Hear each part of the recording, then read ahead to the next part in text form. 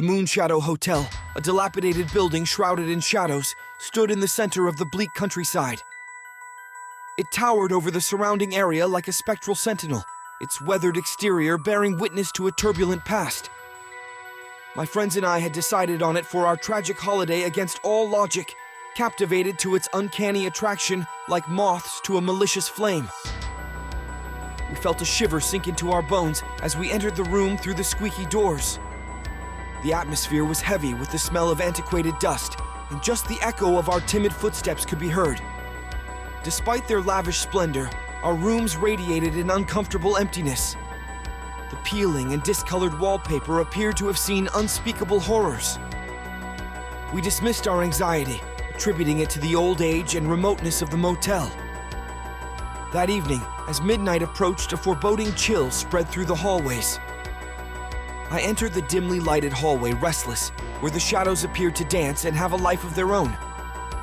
That is when I first heard it, a faint, melancholy cry coming from a distant figure, a relic of anguish from a long-ago era. The air became suffocatingly chilly, and an ethereal mist started to form in front of me all at once.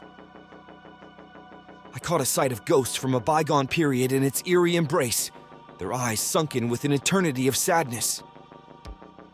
I ran back to my room in terror, my pulse racing. I woke up my buddies and told them about my spectral encounter. When their expressions grew pale, we realized that we were not the only guests at the Moonshadow Hotel. We made the decision to go as morning broke, our nerves frazzled and our senses heightened. But as we got closer to the exit, we discovered that the doors were locked and blocked by an unknown force. We rushed to the windows in a state of panic, only to discover that they were locked. We looked for solutions while confined inside the oppressive walls of the Moonshadow. The hotel's murky past was revealed to us in bits and pieces. It was a story of greed, betrayal, and horrible bloodshed. The evil energy that kept us imprisoned appeared to be connected to a terrifying character known as the Blackheart, a tale that the locals told in hushed tones. We were plagued by the malevolent spirits night after night, their melancholy howls a terrible requiem. The echoes of their suffering filled the walls, making them seem to close in around us. We were aware that in order to survive, we would have to face the darkness that had captured us.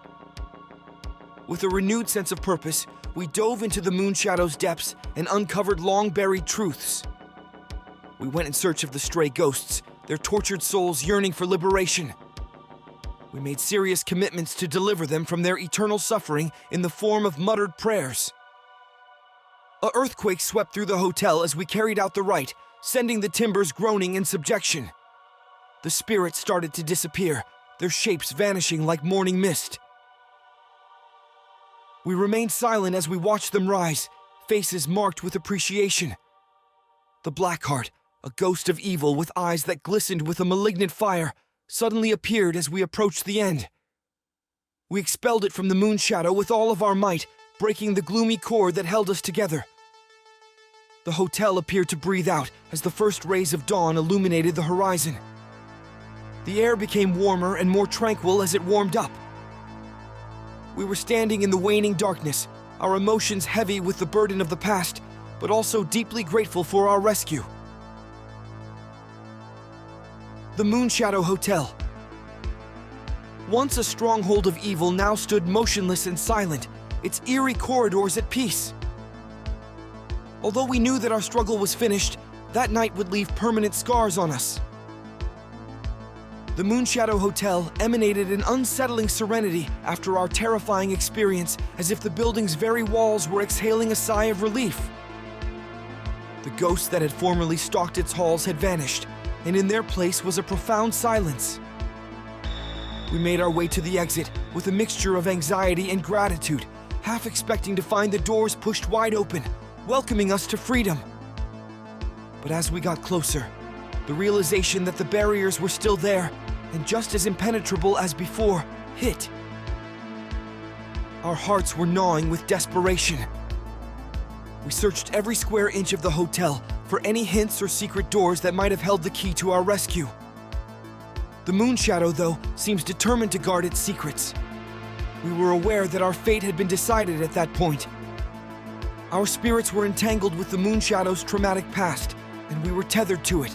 The air became colder, and a suffocating darkness crept into every crevice, suffocating the weak light. The invocation that had been intended to end the hotel's curse seems to have turned the very fabric of the building against us.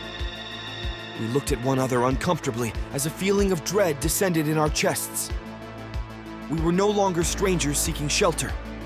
Instead, we were captives, held captive to a nefarious entity that hummed with ancient, terrible power. Disembodied whispers that seemed like they were coming from the walls themselves started to whisper down the hallways.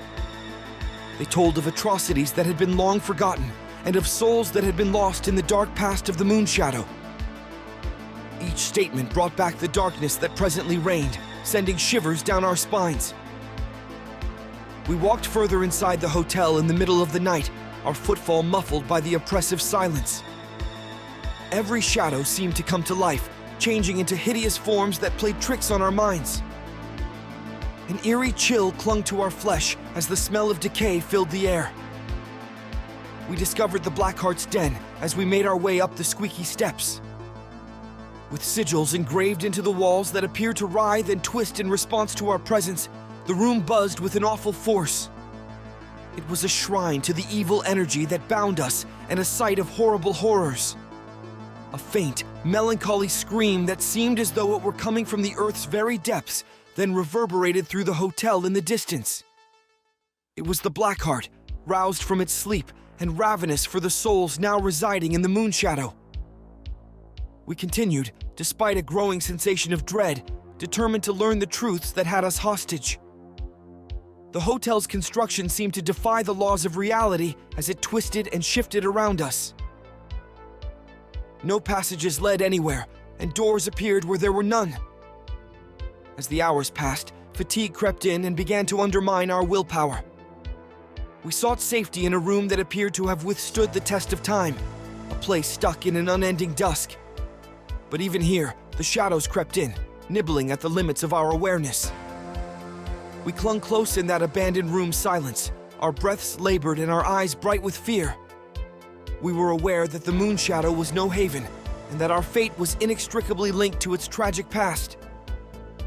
Then, as morning was once again arriving, we suddenly realized something that rendered us helpless with terror. A sentient, malicious entity that lived off the pain of anyone who dared to enter its doors. The Moonshadow was more than just a simple motel. We pulled up what little confidence was left and continued as the first flimsy rays of dawn peeked through the polluted windows. The hallways appeared to go on forever, bringing us closer to the source of the Moonshadow's evil. We came across a deserted ballroom that had once been filled with music and laughing, but was now completely overtaken by gloom. The once grand chandeliers hung like twisted sentinels, their flickering candles throwing uncanny, swirling shadows on the aged walls, and the air was permeated with a crushing heaviness. The grand piano was in the middle of the space, its keys aged and used. I walked over to it without giving it any attention, my shaking hands caressing the ivories. An eerie tune that sounded to be seeping from the Moonshadow's inner soul started to come from the instrument as though in response. The noise filled the space and reverberated down the empty halls. It seems as though the piano itself was crying for the souls trapped inside these confines. We were unable to pull ourselves away from the spectral melody as we stood there in a stupor. The music abruptly stopped, leaving a deafening quiet in its wake. We suddenly became aware of the hushed, sinister mumbling that seemed to come directly from the shadows. We were unable to grasp the voices' language, but we could tell that they were warning us, pleading with us, or even cursing at us. We left the ballroom with our hearts racing, but the murmurs persisted in their annoying refrain. It was as though the Moonshadow's own walls were alive, watching our every move and taking pleasure in our fear. The hotel appeared to unravel more and more with each passing second, exposing the depths of its malice. We came across a deserted library with rows of antiquated books bound in leather that seemed to pulse with an evil force. The contents were a symphony of craziness and a record of unfathomable tragedies. A terrible insight hit us as we dug more into the taboo information. The Moonshadow was not constrained by the rules of space or time. It was a warped nightmare dimension that defied all logic that existed outside the scope of mortal comprehension. We desperately wanted to get away from the Moonshadow's oppressive hold on us. However, the hotel appeared to be mocking our efforts as its corridors changed and moved, sending us in circles. It was a brutal game that served as evidence of the evil entity that was keeping us hostage. Then, in a concluding terrible revelation, we realized the Moonshadow's actual nature. It served as a purgatory, a prison for wandering souls, where the damned were sentenced to spend all of eternity. We were prisoners, caught in a nightmare that went beyond the realm of life and death, not visitors. A feeling of hopelessness overcame us as the realization struck in. We were imprisoned, destined to join the company of the lost, and tethered for all time to the miserable corridors of the Moonshadow. We were shrouded in dread as we waded through the oppressive depths of the Moonshadow. With crushed hearts and sunken eyes, we stumbled through the abandoned halls. The distinction between day and night, reality and nightmare, and the passage of time seemed to distort and bend. As we continued, our brains began to shred at the edges, and we came across specters, apparitions from the past who were imprisoned in an unending torture. They spoke in a hushed tone, their voices heavy with pain and remorse. Every encounter served as a sharp reminder of the evil that ruled this wretched world. In a last-ditch effort to escape, we went to the hotel chapel, a haven that was defiled by the evil that poured through its walls. The altar was bare, the benches were empty, and there was a tangible sense of dread in the air. We took our last stand here, finding comfort in the dwindling embers of religion. The chapel doors abruptly opened with a melancholy groan, presenting a scene that chilled our blood. The manifestation of the Moonshadow's evil stood in front of us. It was a person shrouded in shadow, its shape bending and twisting like a wisp of smoke. It was riveted on us with a rapacious hunger, its eyes glowing with a dreadful light. It spoke, each syllable dripping with venom, in a voice that seemed to echo from the depths of hell. Dear lost souls, welcome. You've strayed into my territory, where the distinction between life and death dissolves into nothing. We were struck by a dread beyond human comprehension, paralyzed. The apparition moved closer, its presence oppressive and its touch cold against our skin. It took pleasure in our apprehension, consuming the hopelessness that radiated from our shaking shapes. It exposed the long-hidden fact that the Moonshadow was more than just a hotel, that it was a sentient, evil being with a sadistic smile. It was designed to trap lost souls, to profit from their misery, and to enjoy their eternities of torture. As the realization swept over us, the chapel erupted in a chorus of insane glee that seemed to be coming from the very structure itself. Our fate was predetermined because we were but pieces in a game that had lasted for ages. The chapel was instantly enveloped in darkness, and we were thrown into an abyss of limitless anguish. A frustrating clamor of laughter persisted, echoing forever. We were stranded and destined to join the army of tortured souls who prowled the halls of the Moonshadow. I experienced a peculiar sense of weightlessness and separation from reality's rules as we descended into the depths. Strange, ghostly things appeared to distort and contort in the darkness all around us as they danced there. Then, just as quickly as it had started, our plunge abruptly came to an end. Although we were on stable ground, the surroundings had once again changed. We had left the barren wasteland and were now in a garden bathed in otherworldly light, a scene of incredible beauty. Figures with glowing and ethereal shapes stood in front of us. They gave out a calm, serene aura that appeared to permeate the entire atmosphere. One advanced, a soft smile adorning their features. They said, a melody of benevolence in their voice, "Fear not, weary travelers. You have emerged anew after going through the crucible." I was unable to express how much had changed because I was dumbfounded. It had taken the place of the oppressive blackness of the Moonshadow, this oasis of peace. It was an insight that defied logic. We are the guardians of the in-between, the figure said further. We bridge the chasm between light and shadow, existing beyond the spheres of mortal comprehension. I finally understood the reality at that point. The Moonshadow was merely a passageway, or a dividing line between realms. Its malice served as a litmus test, a trial by fire, to gauge the bravery of those who entered. The Guardians spoke of mysteries beyond the understanding of mortals as they led us around the garden.